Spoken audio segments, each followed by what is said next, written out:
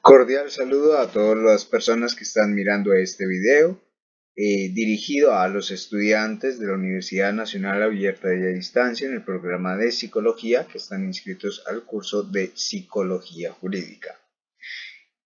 Quien realiza este video, el tutor Camilo Andrés Betancourt Restrepo, y bajo la dirección de la directora de curso, la doctora Olga Lucía Rojas Torres. En este video se van a profundizar los elementos propios de la webconferencia que no pudo terminarse de forma óptima por problemas e inconvenientes técnicos y de tiempo. Ahora bien, hablaremos sobre las generalidades de la psicología jurídica en el presente video.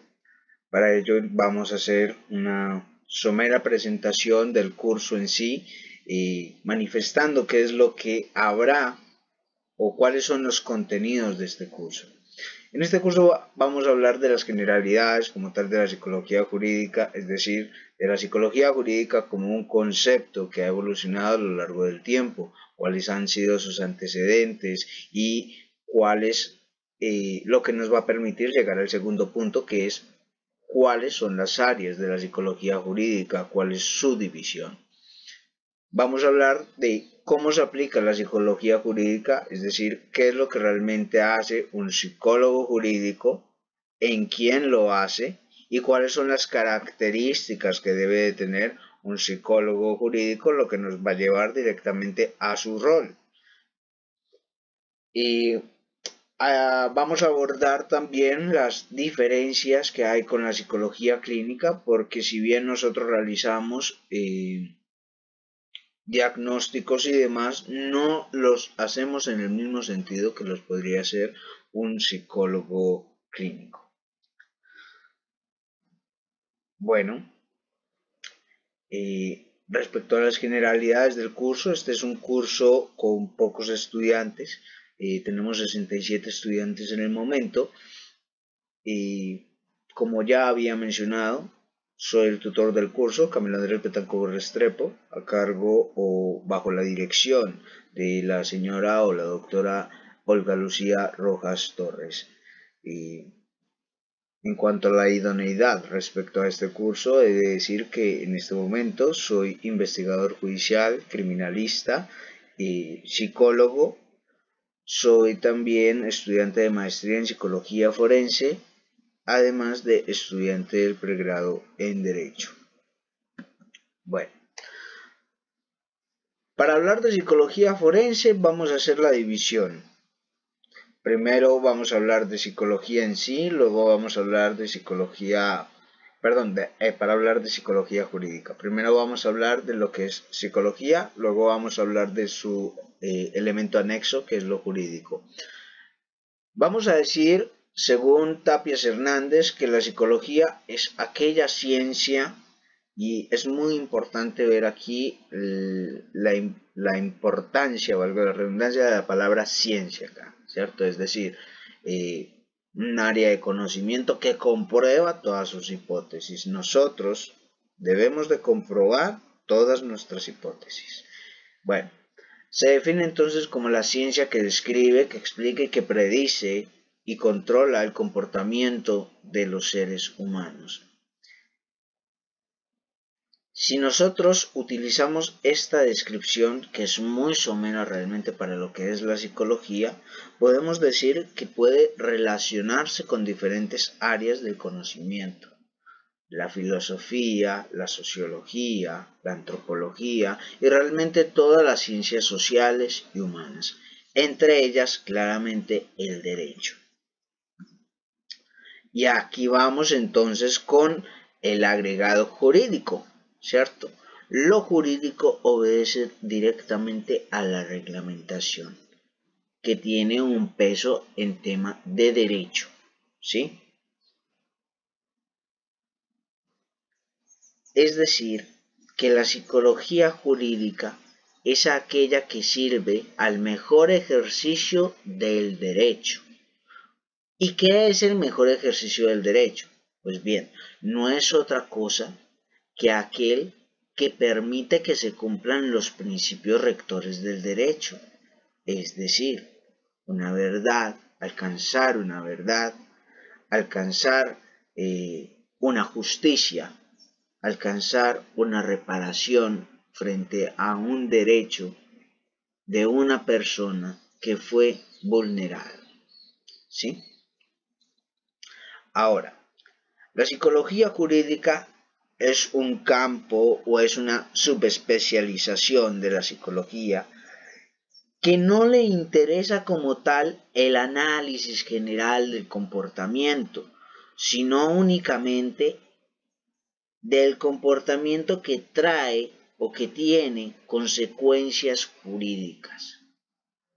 Desde una conducta que devela una limitación en las capacidades de comprensión y autodeterminación, que bien nos dará cuenta en el escenario penal de una inimputabilidad o en el escenario civil de una interdicción, como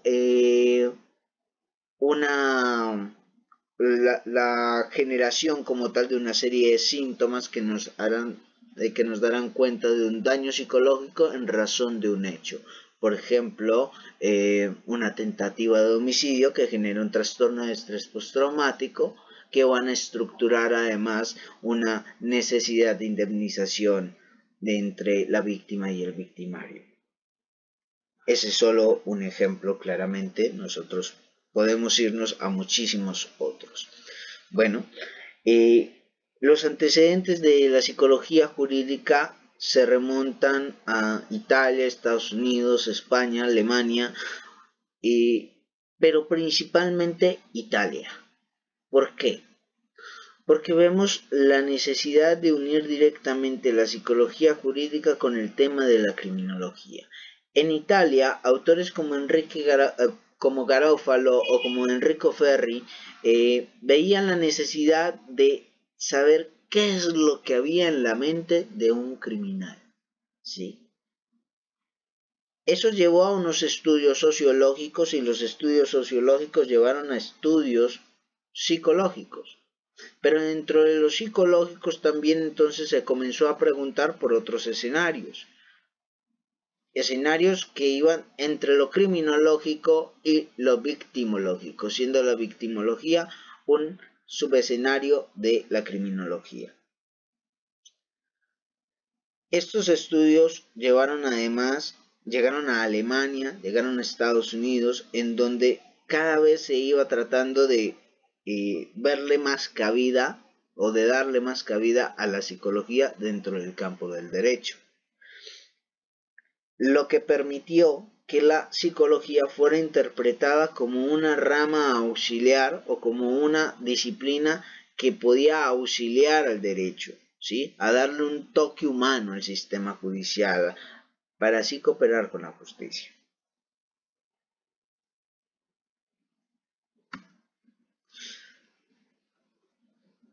Una de las definiciones que nos da Hernández respecto a la psicología jurídica es aquella psicología que describe, explica, predice y controla la conducta de las personas, conducta que tiene implicaciones jurídicas. ¿Sí? Como decía anteriormente, en el caso de una interdicción, en el caso de una inimputabilidad, en el caso de una valoración de daños, etcétera, etcétera. La psicología jurídica ha tenido una gran cantidad de nombres, ¿sí? Como nombré en un principio, nace de una serie de estudios que tienen como fin analizar la conducta criminal, lo que servía como tal en el proceso de las investigaciones. Veamos el caso entonces de la psicología judicial. Obviamente acá hay un personaje muy importante que se relaciona entre la psicología judicial como en la psicología criminológica y es directamente César Lombroso. Es muy importante tenerlo en cuenta, tal vez en futuras charlas podremos hablar un poco más de él. Psicología judicial, de ahí se nombró la psicología legal o la psicología de la ley, de ahí llegamos al concepto de psicología forense y de ahí llegamos al concepto de psicología criminológica, en donde se estudia directamente lo que es el sujeto activo de la conducta, es decir, el actor del ilícito, el sujeto pasivo de la conducta, que es la víctima como tal, y el nexo causal, que es el elemento que relaciona la acción del victimario con la víctima o el resultado lesivo. De esta serie de definiciones o de conceptos nacen directamente las áreas de la psicología jurídica. ¿Sí? Vamos primero a ver las áreas y de ahí ya pasamos a la diapositiva anterior. En las áreas vemos lo que es la psicología forense, la penitenciaria, la psicología en relación a la victimología, en relación a la criminología y todas las que podrán ver en sí en la diapositiva. Vamos a explicar muy someramente cada una. En cuanto a psicología forense, debemos de hacer la aclaración de que no se trata de una psicología para muertos o que analiza cadáveres, como se suele entender en la interpretación errónea de lo que significa forense. Forense no es un cadáver, forense no es un cuerpo extendido sobre una plancha de acero, ¿sí? Sino que refiere directamente al foro, es decir, ese lugar en donde se reúnen personas con diferentes conocimientos para discutir de un tema. En Colombia, el foro principal para nosotros es el tribunal, ¿sí?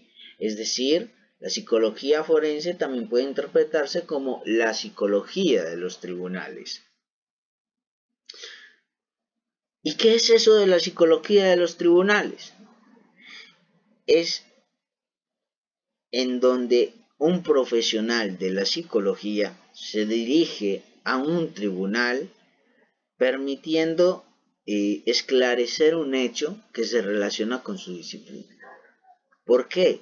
Porque el juez, el fiscal, el abogado defensor en un asunto penal o en un asunto civil, el demandado, la parte demandante y el juez, pues realmente no conocen, no saben de psicología. Entonces se necesitará alguien que permita que el juez tome una decisión más allá de toda duda razonable, una decisión congruente, y esa decisión solo la podrá tomar con conocimiento. ¿Quién le va a dar ese conocimiento? El psicólogo forense. ¿Sí? Imaginemos un caso de interdicción por disminución de la capacidad cognitiva, ¿sí? En donde el juez va a tomar una decisión, pero no hay ningún estudio de tipo psicológico que realmente dé cuenta de esa disminución de la capacidad. En ese caso, la decisión que tomaría el juez sería una decisión arbitraria, porque lo haría sin las herramientas necesarias. Entonces, el psicólogo forense está ahí para brindar un apoyo al juez para que éste tome la mejor decisión. ¿Sí? Bueno, de ahí llegamos al concepto de psicología penitenciaria, que es simplemente esa psicología que pretende que se cumplan los principios del derecho penal. Es decir, no solo es el castigo lo que se pretende con el derecho penal, sino también la resocialización y la rehabilitación de la persona que comete la conducta punible. Y para eso estamos nosotros. Porque nosotros, los psicólogos como tal, estamos en el deber de auxiliar a una persona que muestra anomalías en su conducta o anomalías en su psiquismo, ¿sí? Y para eso estamos en estos escenarios en donde tanto a nivel social como a nivel personal se generan como tal algunas disrupciones increíblemente fuertes que es necesario subsanar. Bueno, de ahí llegamos a lo que es la psicología en relación a la victimología. Pero entonces, para llegar a este punto, creo que es necesario primero hablar de psicología y criminología. Por lo que decía anteriormente, la victimología nace de la criminología. Psicología y criminología es un estudio de los ambientes o de los elementos que hacen que un sujeto o un individuo se vuelva el actor de un ilícito, es decir, se vuelva un criminal. Los factores sociales, los factores personales que hacen que una persona se vuelva un criminal. Pero entonces, como de esa ecuación del crimen no puede dejarse de lado aquella persona que es víctima como tal o que es el sujeto pasivo de la conducta, entonces también se generan unos estudios sobre esa víctima, ¿sí? Entonces se estudia tanto el victimario y los factores sociales que hacen de una persona un victimario, como a la víctima y los factores sociales que hacen de esa persona una víctima, ¿sí? De aquí llegamos también a lo que es la psicología del testimonio, que es de una forma muy somera analizar el testimonio de un individuo que tiene una relevancia jurídica, ¿sí? Veamos el caso de un menor que es víctima de delitos sexuales y en el cual se activa un protocolo SATAC para la realización de una entrevista forense. O veamos el caso de una persona que es testigo o dice ser testigo visual de unos hechos, ¿sí? Y podemos decir que estos hechos son de homicidio o cualquier cosa, ¿sí? Cualquier delito.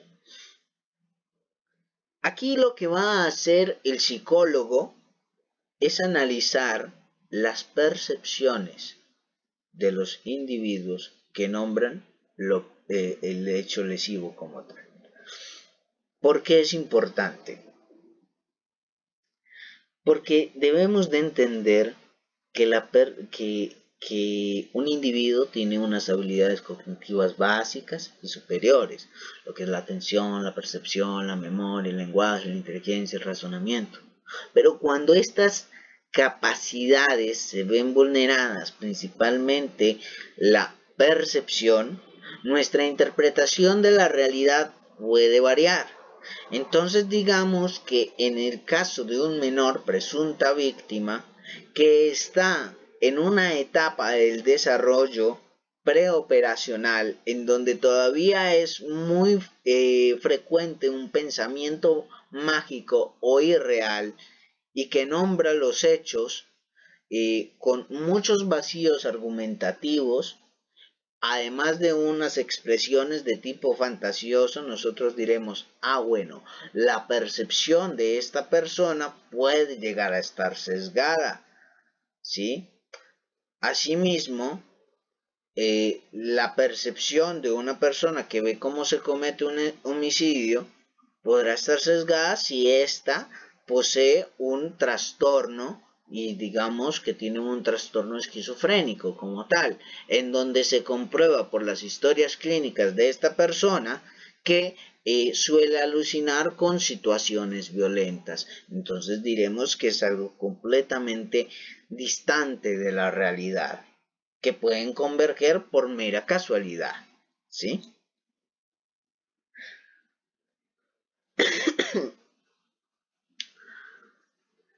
Hablamos entonces también dentro de esta psicología del testimonio, y eso es muy importante, de todo lo que son los sesgos perceptuales, es decir, todos los elementos que pueden distorsionar la percepción de un individuo sin que ello implique la existencia de una patología de tipo mental, ¿cierto?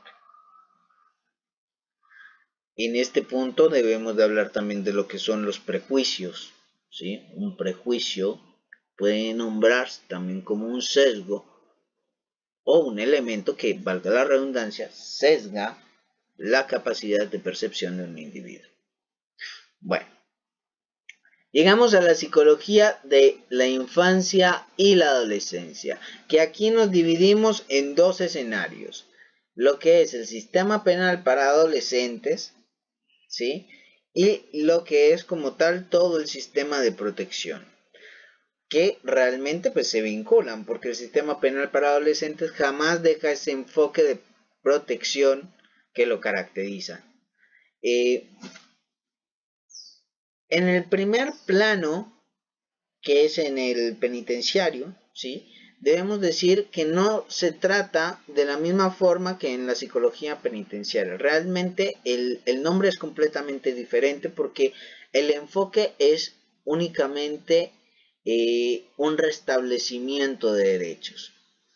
Porque desde las convenciones y desde los tratados internacionales respecto de los derechos de los niños, vemos que la infancia y la adolescencia, cuando está permeada de un aspecto criminal o de un contexto en donde la criminalidad ahonda, pues estos menores pueden repetir unas conductas que realmente dan cuenta de una vulneración de sus derechos fundamentales para tener una vida sana, una vida digna, una vida feliz. Entonces, no se pretende con ellos darles un castigo ejemplar, como sí pasaría en la psicología penitenciaria directamente o en el escenario penitenciario, sino generar un restablecimiento de derechos y una reestructuración cognitiva, identificando qué fue lo que en su inicio generó la conducta disruptiva del menor, ¿cierto? Y ver entonces cómo podemos subsanar todas las faltas que se generan respecto de estas fuentes del problema. Asimismo, vamos entonces al otro plano en donde únicamente se habla de una protección de los derechos del menor, ¿sí? Y vemos entonces que aquí podemos hablar de comisarías de familia, podemos hablar de ICBF, podemos hablar de diversas entidades que tienen el fin o que tienen la finalidad de proteger a los menores como tal, proteger los derechos de los niños, de las niñas y de los adolescentes en Colombia específicamente, ¿cierto? Aunque realmente viéndolo desde el punto de vista teórico, esto es universal. Y el psicólogo también puede participar en el área de la mediación y la conciliación, principalmente en lo que es derecho de familia y lo que es derecho administrativo y civil en procesos de demanda, en donde se trata de llegar a una conciliación entre las partes y puede generarse el pago por unos daños. En estos daños puede contarse el daño psicológico. Bueno, es muy importante nombrar que todos estos escenarios y todas estas áreas de aplicación de la psicología jurídica pueden relacionarse entre sí.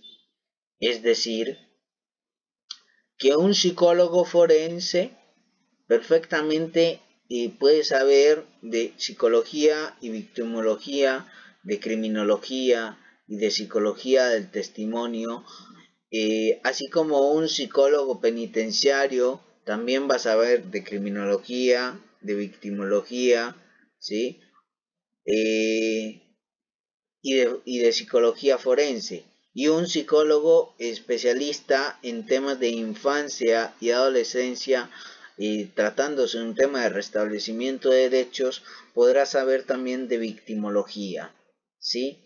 Podrá saber de lo que refiere a mediación y conciliación, podrá saber de psicología forense. e incluso en algunos casos podrá saber también de psicología del testimonio. Entonces vemos que realmente es un elemento integral, son áreas que se integran entre sí.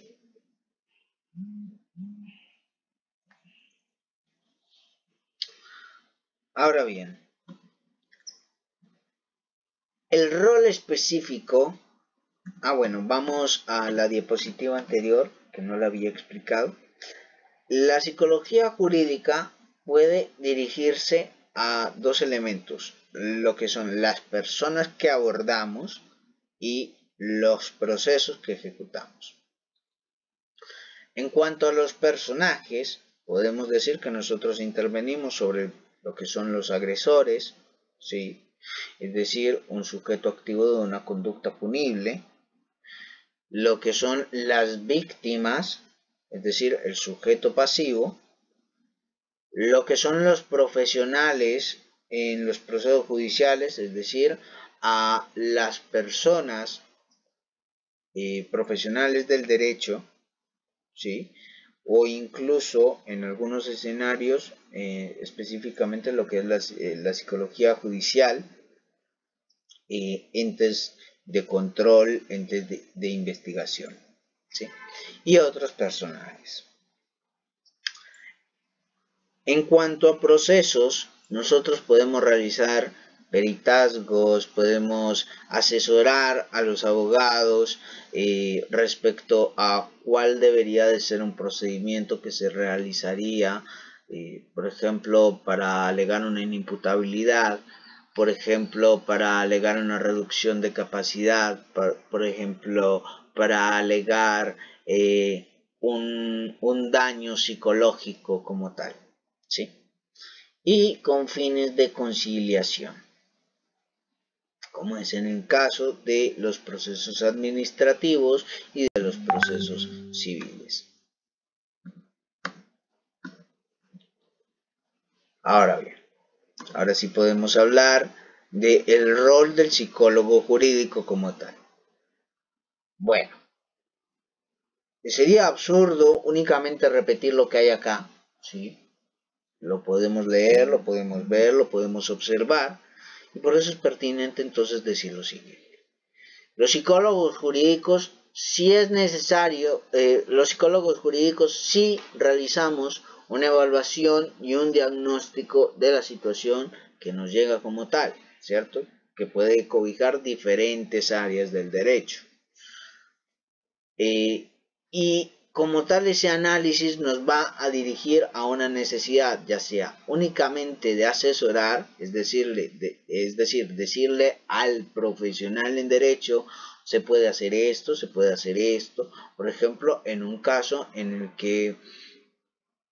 el que una persona es víctima de delitos sexuales, ¿sí? Entonces se le realiza como tal un diagnóstico, pero entonces primero le decimos a las partes encargadas, al profesional del derecho, y se puede hacer esto, se puede hacer esto y se puede hacer esto, ¿cierto? Lo mismo en el caso en el que una persona es acusada por este tipo de delitos, y entonces se podría realizar un diagnóstico para comprobar que esta persona realmente no tiene ninguno de los elementos de la personalidad que lo llevarían como tal este tipo de actos, ¿sí?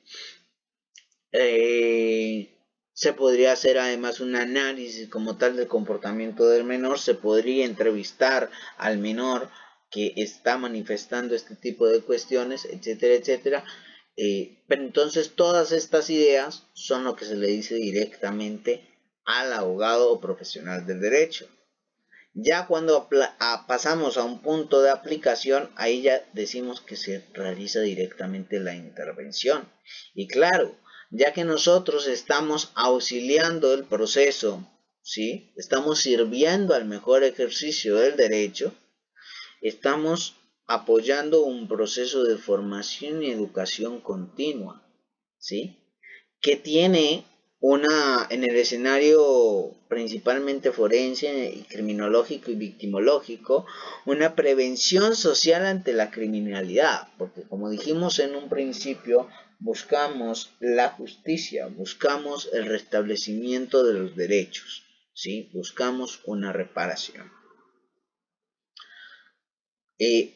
Estos conocimientos, este proceso de formación y educación, a su vez que el proceso de intervención, ayuda directamente al proceso de investigación. Y por eso decimos que existe una psicología judicial, es decir, una psicología que ayuda a todo el proceso investigativo por parte de los entes de control e investigación. Bueno, decimos también de que el psicólogo media y acompaña, ¿sí? Media media entre las partes en un problema jurídico para generar desde una perspectiva imparcial un concepto científico de un fenómeno que se está abordando y que se está discutiendo en ese momento, ¿sí? Y sirve para acompañar, pero principalmente en los casos de psicología y victimología, en donde se pretende la reparación del derecho de un individuo. Entonces estamos haciendo ese acompañamiento a la persona que se ha visto vulnerada en sus derechos y del cual se pretende un restablecimiento no únicamente desde lo material o desde la vía jurídica, sino también desde la vía psicológica y social. Bueno, ya estamos terminando estas diapositivas, entonces vamos a llegar directamente a lo que refiere al escenario de la psicología clínica y de la psicología jurídica. Vamos a nombrar las diferencias principales. En este punto es entonces necesario decir que la psicología clínica es una psicología en donde el usuario es un paciente que padece, ¿sí? Que tiene una expectativa de alivio o de cura. En psicología jurídica no. El usuario puede ser la persona víctima, ¿sí? La presunta víctima de un hecho, puede ser el presunto victimario de un hecho, y aquí es muy importante siempre manejar el tema de presunto, porque seguimos la presunción de inocencia, ¿cierto? En materia penal al menos. Entonces, el presunto actor del ilícito, la presunta víctima o la persona que está en conflicto con la ley, y aquí entonces podemos abordar todo tema en derecho, derecho laboral, derecho civil, derecho familiar, etc. Y nosotros aquí estamos buscando justicia como tal, estamos buscando una verdad. Entonces vemos que hay una diferencia, uno está buscando cura, el otro no busca cura, el otro lo que está buscando como tal es que se develen unos hechos. Aquí en la psicología clínica hay una voluntad de confianza y confidencialidad. Aquí en la psicología jurídica no. Porque el psicólogo jurídico tiene la obligación de comparecer a un proceso, es decir, de realizar una labor de tipo investigativo en donde va a analizar una problemática y ese análisis tendrá que defenderlo a las partes correspondientes, ante las partes correspondientes, en este caso específicamente ante un juez, ¿sí?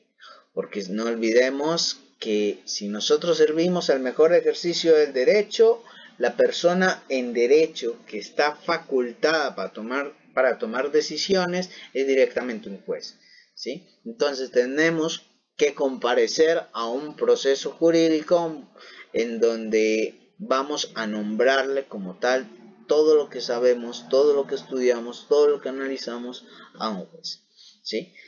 Es decir, que mientras que en el escenario clínico la persona está amparada por el secreto profesional, nosotros en el escenario jurídico hacemos o diligenciamos un consentimiento informado hacia la persona que analizamos con el fin de poder develar información importantísima en el proceso jurídico. Bueno, también vemos de que en la psicología clínica se aborda un problema individual, un problema personal, un problema confidencial que hace sufrir a la persona. En cambio, en lo jurídico no, siempre se va a hablar de un contexto social, de un contexto político, de un contexto económico, es decir, de una vinculación entre un sujeto que ha sido vulnerado en sus derechos y un otro, sea este otro un ente estatal, sea este otro una persona natural, etcétera, etcétera, que viola como tal esos derechos. ¿Sí? En la psicología clínica siempre vamos a presumir de que el paciente va a decir la verdad, en la psicología jurídica no, y por eso se trata de un proceso que vincula lo investigativo, porque no tenemos verdades ciertas. Nosotros vamos a descubrir una verdad, ¿sí? Si pasó el hecho, no pasó el hecho, cómo fueron realmente las cosas, y por eso entonces somos incluso un poco desconfiados, ¿sí? Porque no damos por totalmente cierta una expresión, una palabra de quien nos dice las cosas, sino que además realizamos una serie de técnicas, una serie de pruebas para identificar realmente qué fue lo que sucedió, ¿sí? Muy diferente a la psicología clínica, en donde las técnicas son para reafirmar lo dicho por el paciente, ¿sí? Y analizar el contenido de eso que se dice.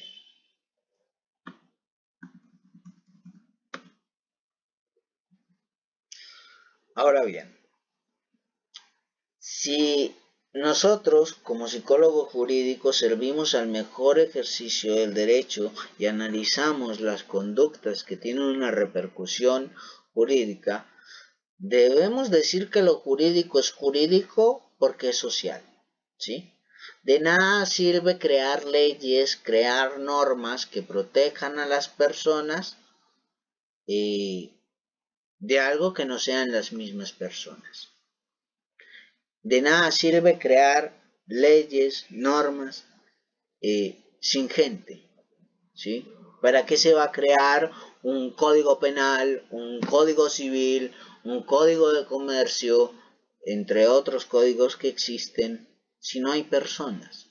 ¿Sí? No tendría lógica, no tendría sentido. En lo jurídico se regulan las relaciones entre los individuos, con la pretensión de que esas relaciones se den de la mejor manera, ¿sí? Pero entonces, como sabemos que no siempre sucede esto, que no siempre se cumple ese ideal, es necesario que diversos conocimientos confluyan para lograr este fin. Y entre esos conocimientos, mis queridos estudiantes, está la psicología como tal. Todos los conocimientos que puede aportar la psicología para cumplir el ideal de las mejores relaciones, ¿sí? Unas relaciones justas, unas relaciones en donde los males o donde las vulneraciones se reparan, o donde se alcanza la verdad de las cosas. Y por eso no podemos dejar de lado nunca esa perspectiva psicosocial dentro de el marco jurídico, y realmente dentro de ningún marco. Sea cual sea el área o el campo donde se ve la psicología, nunca se abandona lo social, nunca se abandona todo lo que influye directamente a un individuo. Bueno, y aquí les dejamos unas referencias. Las personas que quieran saber un poco más de la psicología jurídica, específicamente de victimología, de psicología forense, pueden hablarme, pueden conversarme, me pueden escribir a mi Skype, camiloandresbr@gmail.com, o me pueden escribir directamente por el correo institucional, o ahí mismo dentro de la plataforma me pueden escribir, y con todo el gusto del mundo yo les sabré hacer llegar como tal la diferente bibliografía que existe, los diferentes textos. Bueno, cualquier duda, cualquier inconveniente, cualquier cuestión que se presente, no solo con respecto a lo que dijimos aquí, sino también con respecto a todo el tema de psicología jurídica, con todo el gusto del mundo, me pueden escribir, me pueden buscar, me pueden llamar por Skype. Bueno, eso sería todo. Muchísimas gracias a todos por su atención y espero que este video les haya sido de mucha utilidad.